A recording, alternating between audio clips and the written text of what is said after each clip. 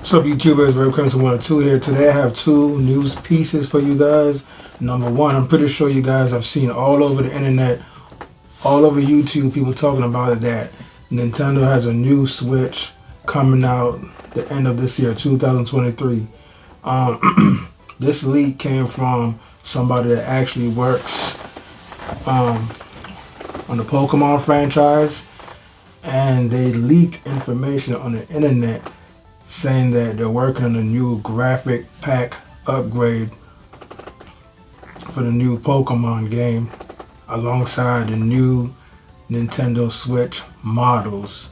So basically they're trying to say that they're coming out with a new Switch the end of this year. Possibly the Switch Pro that was supposed to come out a year ago, or it may even be Nintendo's new next generation Switch or console. We don't know yet, but you have to read into that information for yourself and decide for yourself if the person is actually talking about there will be a new Switch console coming at the end of this year or what. But I mean, from my understanding, from what I read, it seems like Nintendo is actually pushing out a new Switch, and we all knew that, even though Nintendo is tight-lipped on that information. But remember, guys, in the article it said in the end of the fiscal year, and the fiscal year for Nintendo ends, I believe, March 20th, 2024. Anywhere from like November, December to sometime in March. That's the end of their fiscal year. So keep that in mind. So the person in the article may be correct. It'll be cool if we see a new Switch the end of this year. I, for one, definitely will be first in line to pick it up, but something tells me it's not coming out this year. It's still set for next year. Only reason why I'm saying this is because Nintendo themselves said it, that we're going to come out with our next generation console next year. But I guess that's a key word. Excuse me, guys. That's a key sentence right there. The next generation console in 2024. But the Pokemon article states that they're coming out with a new Switch the end of this year. So it kind of causes a little bit of confusion. So are we getting the next generation console from Nintendo in 2024, but an upgraded model to the original Switch this year before Christmas? Sounds like it's two different systems that are coming out with.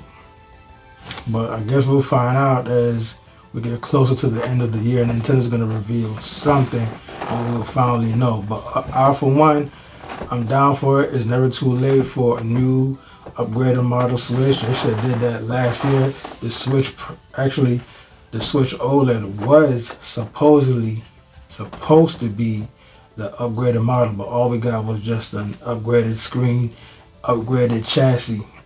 So it's whatever Nintendo want to do. I'll be all over it if they come out with a new upgradable Switch. You can play all games, 720p handheld, most importantly 60 FPS. That's the only thing I really ask for real.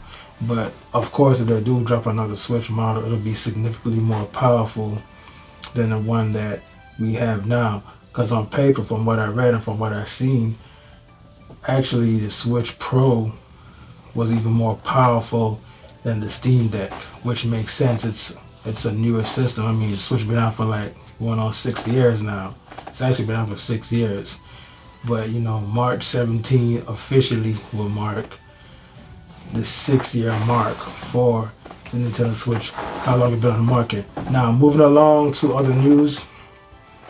Sure you guys heard about Microsoft possibly selling off the Xbox brand, getting rid of the Xbox brand. And this is not something I've heard for the first time. They actually, I remember even a year or so after the launch of the original Xbox One, they were thinking about that. They were thinking about getting rid of the Xbox brand, selling it off for a very, very long time now. But you know, Phil Spencer stepped in, he made some changes, and Game Pass actually is what saving the Xbox brand right now. But at the same time, could be a nail in their coffin as well. It's both a blessing and a curse. It's good for players because with Game Pass you get to test a whole bunch of games out that you wanted to play, but may not have the money to go out and purchase all those games. So it's kind of like a rental service pretty much. You test the games out that you want to play. If you like it, you play it, you beat it, you save money. Or if you play it and like it, and you want to add it to your collection, you can purchase the game from Game Pass or go out and buy the physical copy if you're into physical collecting. And yeah, but you never know, guys. In this day and age, you never know, man, because with the Activision deal going on, it's really causing headaches for Microsoft right now. And then they're saying if the deal doesn't go through with Microsoft, they might just give up on the Xbox altogether. I don't think so, man. Xbox is, I ain't gonna say they're always gonna be here, but they're gonna be around for a while, man. But it's been bad news after bad news for the Xbox brand, man. And I get it, all three companies have their own way of how they introduce their, the goals they're trying to make with their platforms. Like all three has their own strategy. Nintendo, they want you to play with your family. They want everybody to come together in one room and play, just like I always was back in the days.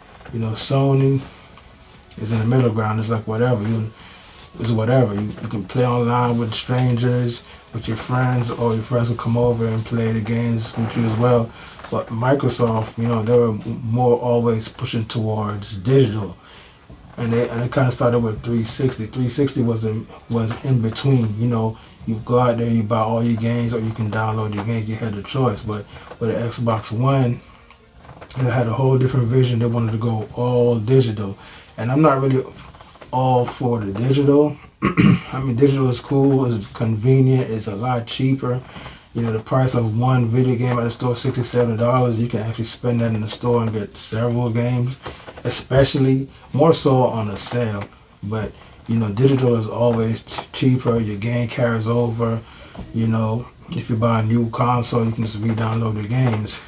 But for one, I like both, but I prefer physical all day, every day. But I do have more digital games than physical games only because they're a lot cheaper. I can buy them by the bundle for one decent price, or $100 can get you a whole bunch of games versus $100 can only get you one new game, because a game costs $70 unless you buy a few games on sale. But even on sale, physically the games are still more expensive than digital. So Xbox is going somewhere. I don't know. They could be here today and gone tomorrow in a couple more years. I don't know, but it's not really looking good for the Xbox brand. Like, they've been having bad news after bad news, and I don't know. It's not looking good for Microsoft. Even though Microsoft is rich, they have a lot of money, doesn't mean that they can continue to take losses. Because even if you're a billionaire company, a million dollar company, like, you don't want to take any losses. And if something continues to take loss gradually year after year, then you have to start asking yourself, is it worth keeping that product around? And Microsoft, to me, man, they fell off, man. Like, I used to love the Xbox, with the original Xbox and 360. 360 was a pinnacle. They did everything right. And the problem with Xbox is, man, like, I think the people within Microsoft, the leadership, the passion for gaming is not there anymore. The people that had the passion for games are long gone. And I think that's the issue, because when I look at Xbox, man, it's like, to me, in a way, they're kind of anti-consumer. The console have to be online for you to enjoy your games. There's so many times where I cut my Xbox on, I want to play my game, and the first screen I see is after downloading an update.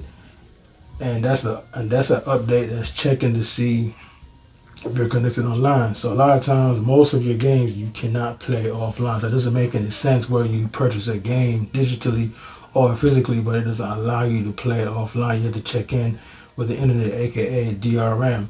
So that put a bad taste in a lot of people's mouth. especially mine, because I really stopped buying games for Xbox when I find out that most of the games is not even on disc. You still have to download the game, and then you can't play it offline. You need a constant internet connection just to play your games online. So that's what I really, really don't like. And the second thing I don't like is they really don't have any games worth playing. Every game that you want to play on the Xbox, you can play on the PC, the Nintendo Switch, PlayStation. So it kind of like defeats the purpose of you buying an Xbox, and that's why the Xbox brand, especially starting with Xbox One, has not been selling whatsoever. None of the Xboxes after Xbox One is not really moving into units, because what's the point? You can play the game on any platform, so it's like, what's the point of even making a console anymore?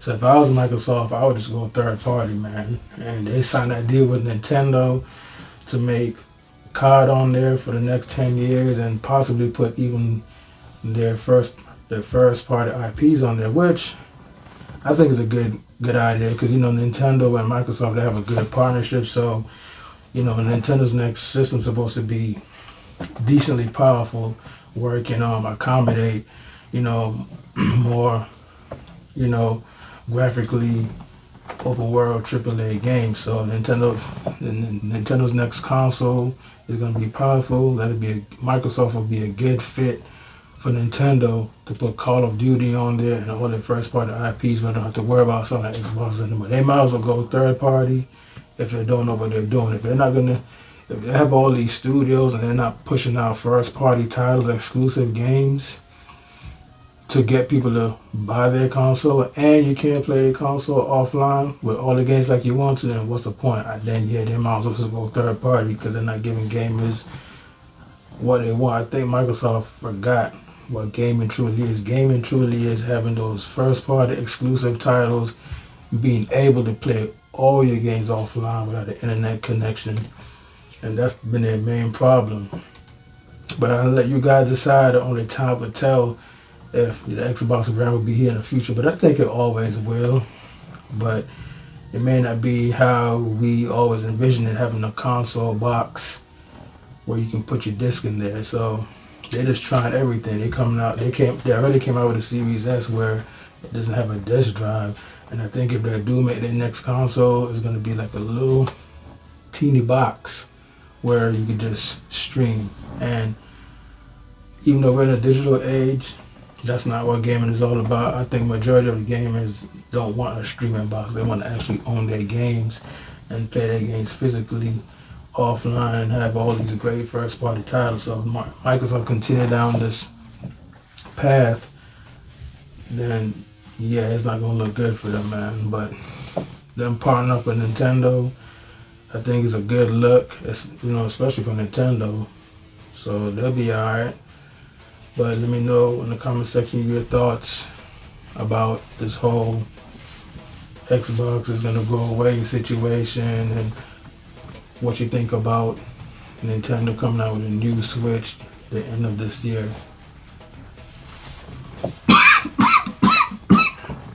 Excuse me. Seasonal allergy cold. Like and subscribe. Red Crimson out.